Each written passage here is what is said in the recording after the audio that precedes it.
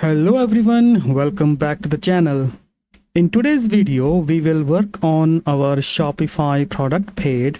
Specifically, we will be creating a product form using the schema block that we built in the last video.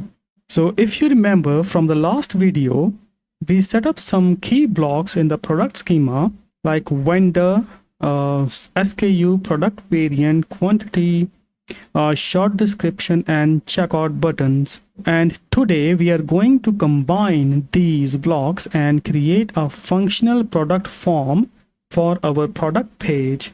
So before going that, I need to create one more block that I forgot in the last video, and that would be the price. Okay, so let's give this a type of price and the name of price and limit 1. Let's save this. So before creating a product form, I want to tell you something really very important. Shopify uses variant IDs to add products to the cart because every product in Shopify, even those without variation, is treated as having at least one variant. This approach ensures consistency in how products are managed and tracked within the system.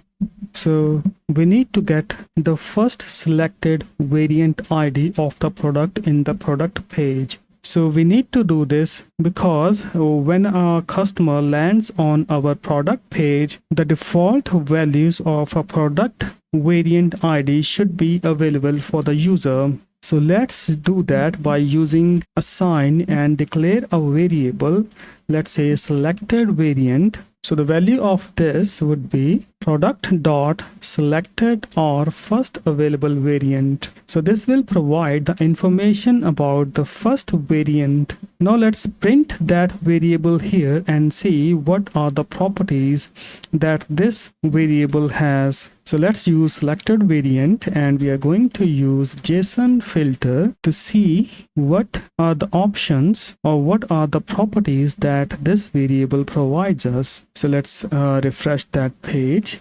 You can see we have ID and we have the price. We have compared price also. And we have this available property also. So we will use this information to make our product form. So now let's create a product form and add our blocks to this. So let's remove this and create a product form. So basically this product form is optional. You can use div because we are going to use Ajax to add the product to the cart. So let's create an input type hidden here and give this an ID of, let's say, ID, and the value of this field would be selected variant dot ID. So now let's create blocks. We are going to use for loop here. It says block in section dot blocks, and in the for loop we are going to use case statement. So the case would be block dot type, and we have the conditions here. So the first when condition is when block is vendor. So when our block type is vendor, then we are going to create a div, and here we are going to create h6 tag, and in the h6 tag we are going to display product dot vendor. So we can add some classes to this. Let's say text sm, and to this div we can add class of, let's say, pb2. So our next case would be when our block type is price. So here we are going to display our product price here. So let's create a div here. So we have already created this functionality in our product card snippet. You can see we have the code here. We can use the same code here.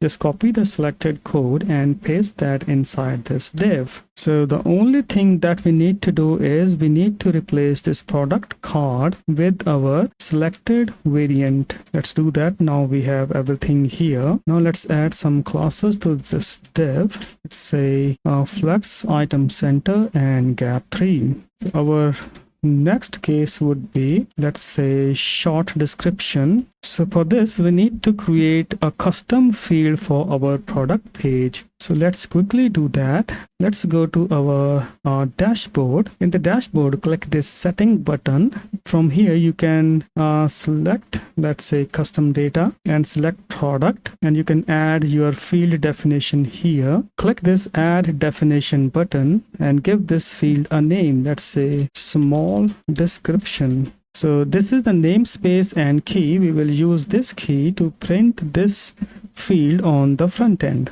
Now the next thing that we need to do is select type. Here we are going to use what type of field that we have for our product. Let's select this multi-line text. So these options are optional. You can leave it blank. Let's save this. And we have this definition here. Now let's add this small description to some of our product. Let's open this product. And at the bottom, you will see we have small description field. Here you can add your short description. For now, let's copy this text and paste that here. Now let's save this. Now let's print this small description on the front end. So we have this block type. When our block type is short description, let's create a div tag. And in this div tag, let's add product dot meta fields dot custom dot small description. So our next case would be, let's say, I think the checkout button. So let's go at the bottom and check what blocks do we have. So we have this checkout button. Select the type and paste that here. So here we are going to display our checkout button. Okay, so let's create a div here, and inside the div, so I'm going to use button here. So I have already created a button here. Let me paste that here to save some time. So you can see I have this button which is type button, and the ID is add to cart button, and we have some classes and add